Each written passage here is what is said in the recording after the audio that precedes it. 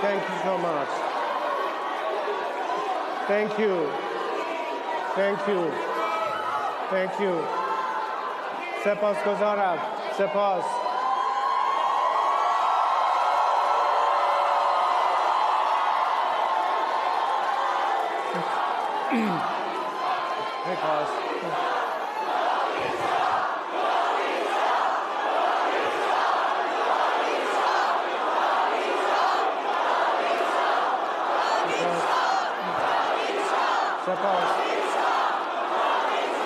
Thank you. Thank you. Thank you. Thank you so much. Thank you. Ladies and gentlemen, good morning. I had to overcome the flu the last couple of days, but I had to be here to be a voice of millions of my fellow Iranians. So I apologize in advance for my voice.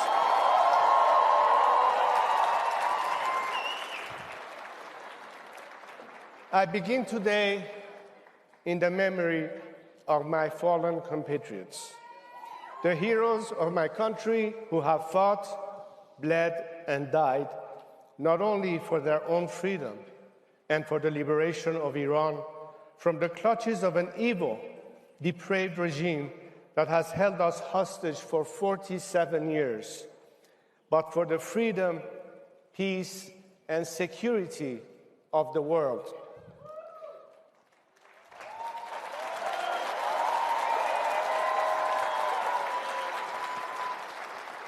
When I speak of these heroes as they come off the streets from protests or as they prepare for the final battle, they often ask me, tell the world we are not just fighting for ourselves, we are fighting for them too.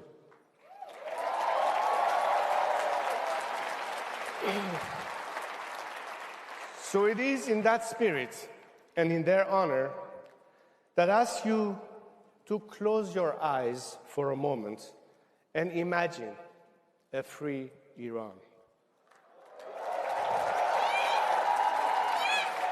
No more nuclear threats, no more terrorism, no more hostage-taking, no more closing of the Strait of Hormuz, no more blackmailing of the global community. Imagine an Iran that instead of exporting terrorism is promoting freedom. Freedom to its people, stability to its neighbors, national security and economic opportunity for the United States and the free world.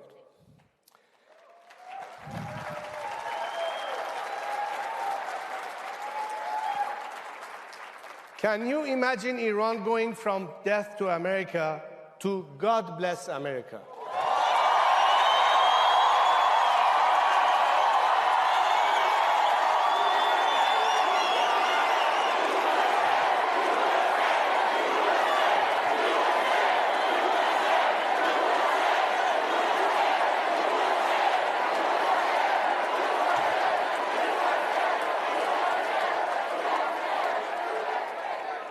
Well, I too can, because I have seen the true soul of my people.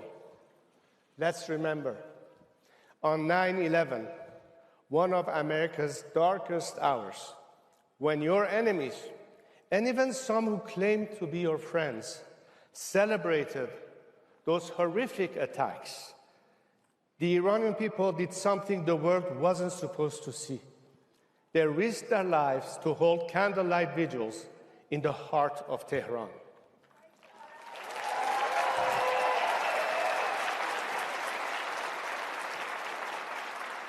They didn't do it for a camera.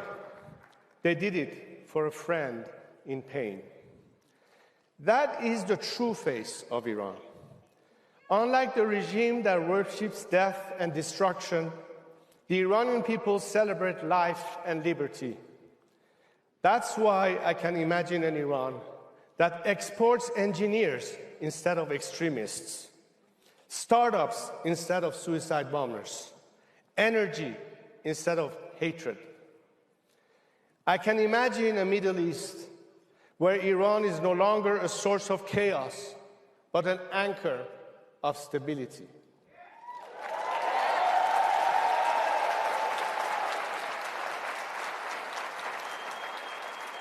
An Iran that does not fear its people, doesn't threaten its neighbors, doesn't isolate itself from the world. Imagining this is not difficult, because this is exactly what Iran once was and what it can be again.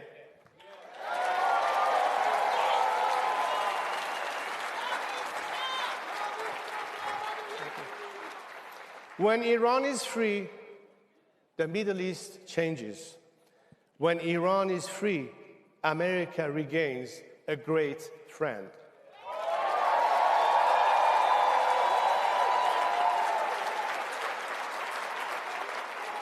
A free Iran represents the single largest untapped economic opportunity of the 21st century. A nation of 93 million people, highly educated, entrepreneurial, and pro-West, finally unleashed. Over the next decade alone, a strategic US-Iran partnership could generate more than $1 trillion for the American economy.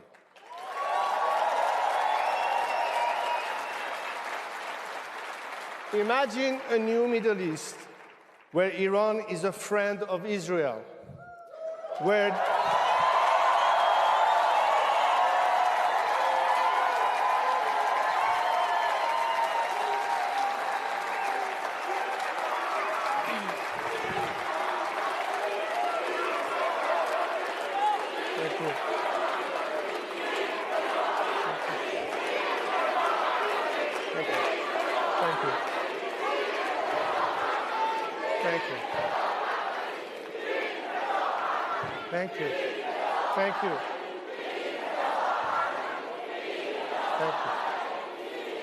Thank you so much.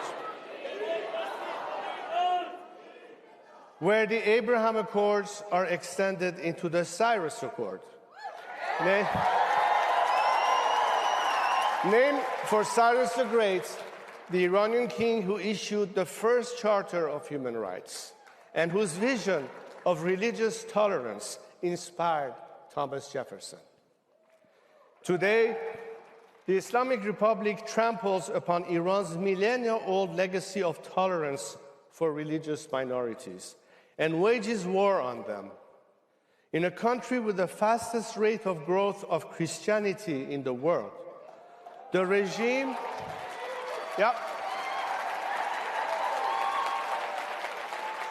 the regime and its IRGC storm into and ransack underground house churches, detain and torture pastors, and persecute and execute evangelists and Christian converts. This is the Islamic Republic, not the true Iran, not the vision we have for the future. Under this vision, Iran, the United States, Israel, and our Arab neighbors are bound together in peace and prosperity rather than conflict and terror.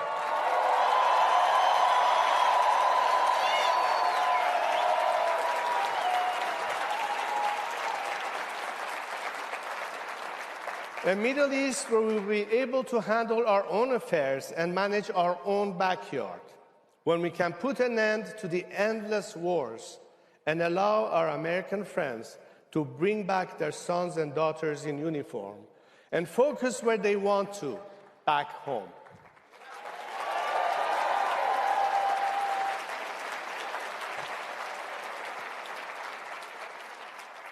A free Iran is not a fantasy.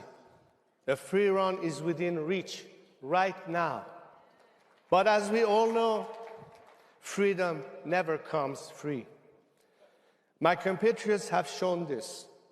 They are not asking for a handout, and they do not expect their freedom to be handed to them on a silver platter. The Iranian people have already paid an unimaginable price for their liberty. In January of this year, I called on my compatriots to go out and protest against a regime that has oppressed them for 47 years. Millions of them responded, igniting the largest wave of protests in Iran's modern history, sweeping every single one of our 31 provinces. On January 8th at 8 o'clock, they took their lives in their own hands and took to the streets to fight against the occupying regime. At that exact moment, Khamenei, Larijani, Ghalibaf, and the rest of their mafia shut off the internet. Under the cover of darkness and with a depravity that shocked the world, they massacred more than 40,000 Iranians and injured over 300,000. They did not stop their terror on the streets.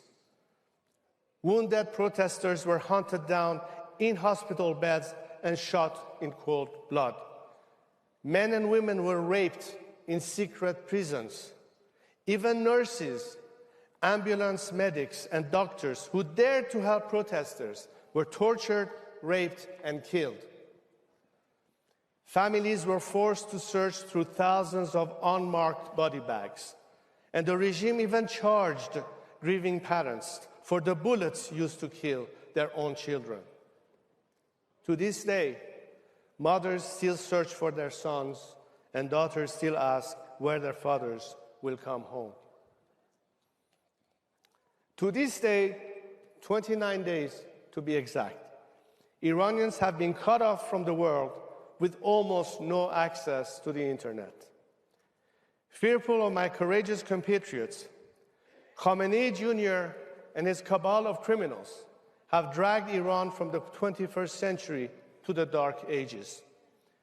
They are afraid that when they do, the world will again see the defiant will of a nation united and determined to topple it. Life can never go back to normal. There is a sea of blood between the people and the regime.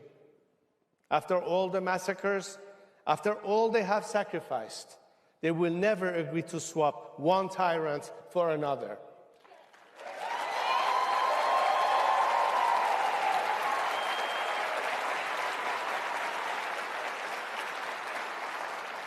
And another anti-American tyrant will not serve American interests either.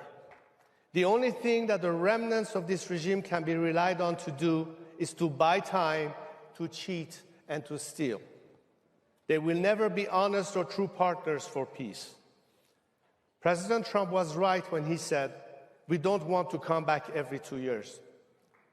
But if a faction of the regime is left in power, that is exactly what will happen. It will buy time. It will pretend to negotiate. And then it will return to its old jihadist ways of threatening America, its security, and its interests.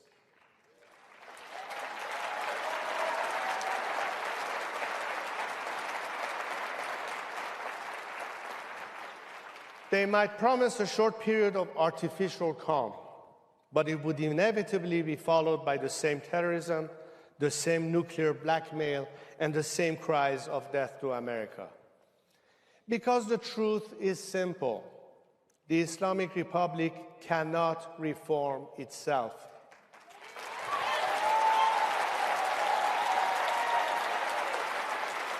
You cannot reform a snake. Venom is in its DNA.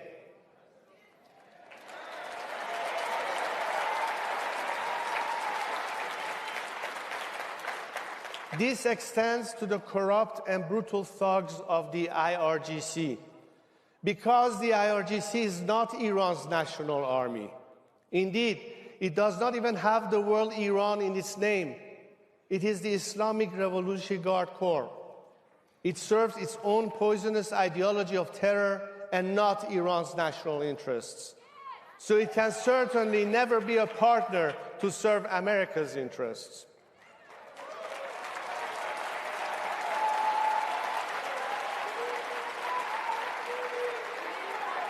Thank you. Thank you. Thank you so much. Thank you. Thank you so much. Thank you. Thank you so much. I have 4 minutes left. I'm halfway through my speech. The only path to lasting peace and stability runs through a clean break with this regime. For the first time in 47 years, President Trump's strategy has given us a real chance to achieve that outcome. For decades, every American president since Jimmy Carter chose to try to manage this looming threat rather than resolve it. Each of them has failed. They have only made the problem worse. The result has been more dead Iranians and more dead Americans. So the mullahs operated on the assumption that America didn't have the stomach to confront them decisively. That assumption began to collapse when President Trump ordered the strike on Qasem Soleimani.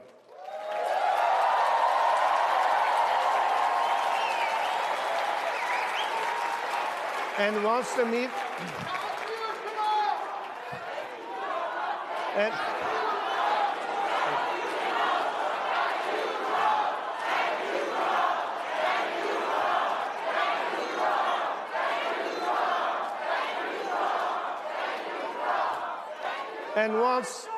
And once the myth of the regime's invisibility was shattered, possibilities began to move in a different direction. Operation Midnight Hammer and Epic Fury have done something extraordinary. The killing of Khamenei and many of his henchmen, the destruction of more than 80% of the regime's ballistic missile arsenal, and the obliteration of the nuclear sites have leveled the playing field. This did not happen by accident. It happened because of President Trump's resolve and the courage of American troops.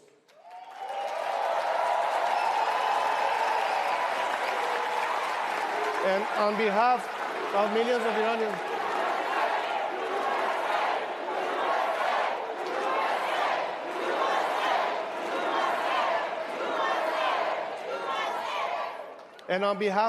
of Iranians, we thank them. Their sacrifice was not in vain. For the first time in nearly half a century, the Iranian people have a fighting chance to end this regime of terror and chaos. The regime's repressive machine has been degraded, its terror network cut off, and its leadership decimated. But for this all to be worth it, the sacrifices of both Americans and Iranians, for the goodwill between our two people, which you see on vibrant display here today, to continue, we must finish the job. This regime in its entirety must go.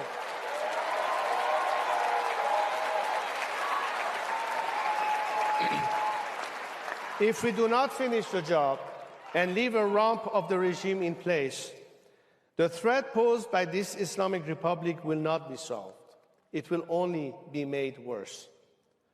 Those who have spent 47 years sowing chaos cannot be trusted to bring about stability.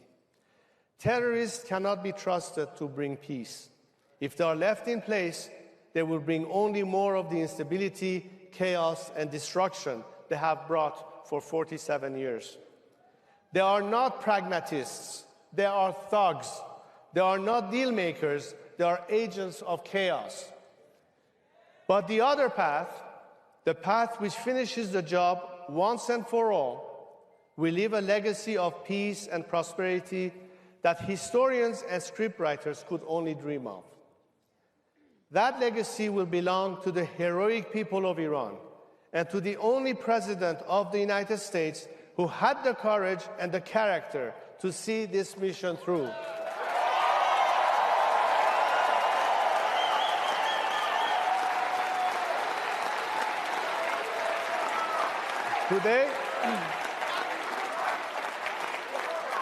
Today, that is the precipice on which we stand, the precipice of true greatness.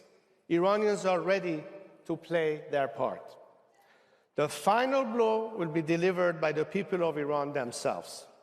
They are already on the ground, and they have already demonstrated their extraordinary courage. They are ready to fight again, but they must be given the chance to do so.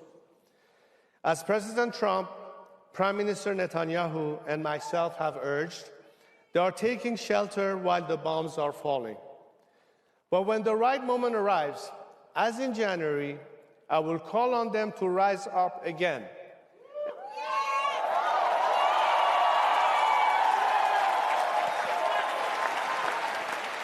And when they do, I have no doubt they will put an end to the dark chapter of the Islamic Republic once and for all, and reclaim their homeland, their dignity, and their future.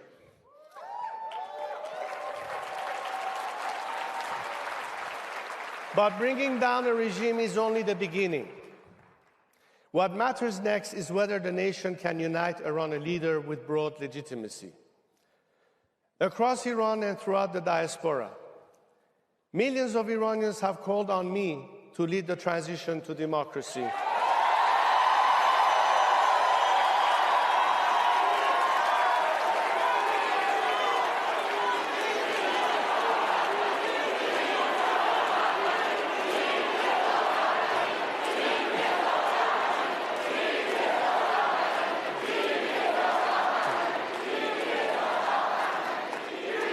Thank you.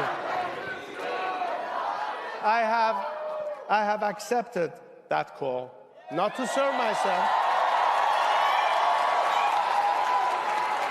I have accepted that call not to serve myself, but to serve my nation and my people.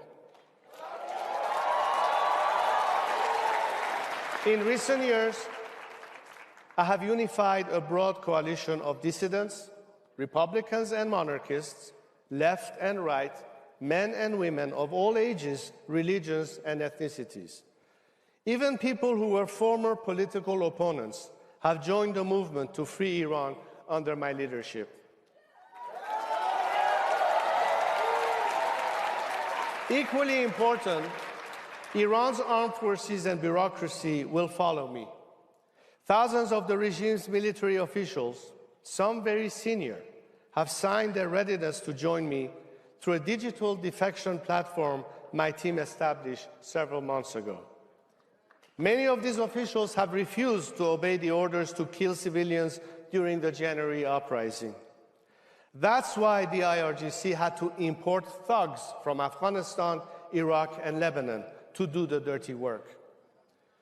With my leadership, they and others who don't have blood on their hands will play a role in stabilizing the country during the transition.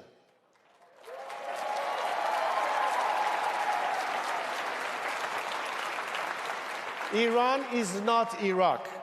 We will not repeat the catastrophic mistake of de-Baathification. There will be no dissolution of bureaucratic institutions, no power vacuum, no chaos.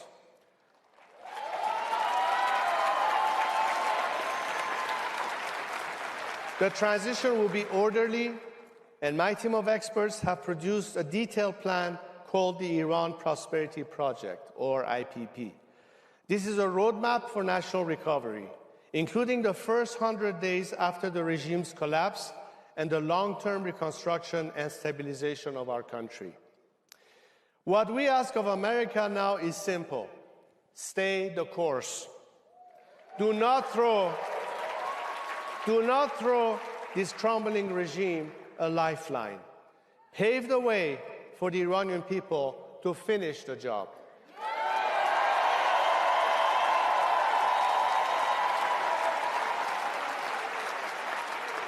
Because freedom is not an American story alone.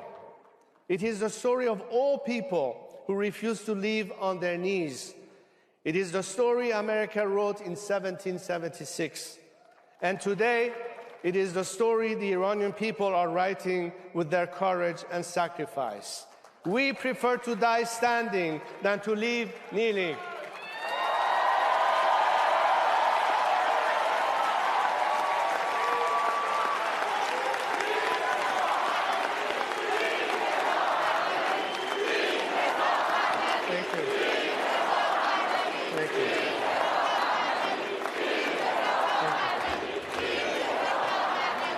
Thank you. So, 2026 marks the 250th birthday of the United States. It is my hope and my belief that history will also remember 2026 as the year of Iran's rebirth.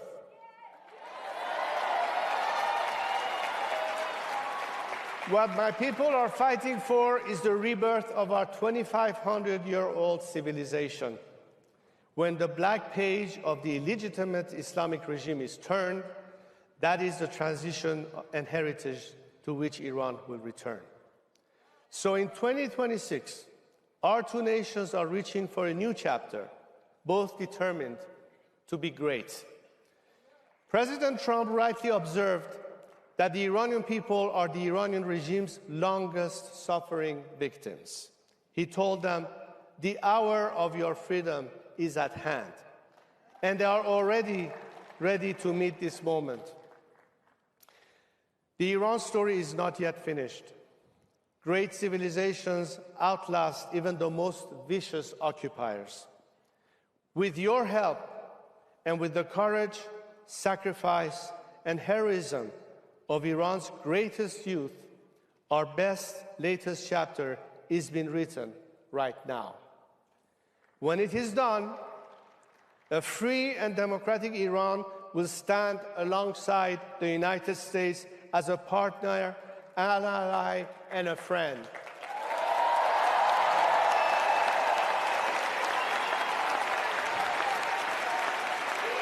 Thank you. President Trump,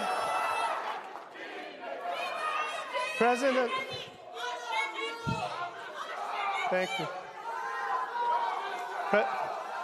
President Trump is making America great again. I intend to make Iran great again.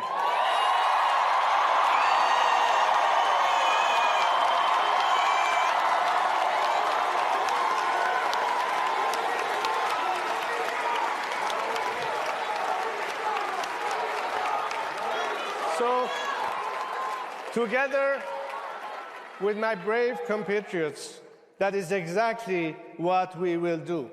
Thank you. God bless America and lovely Iran.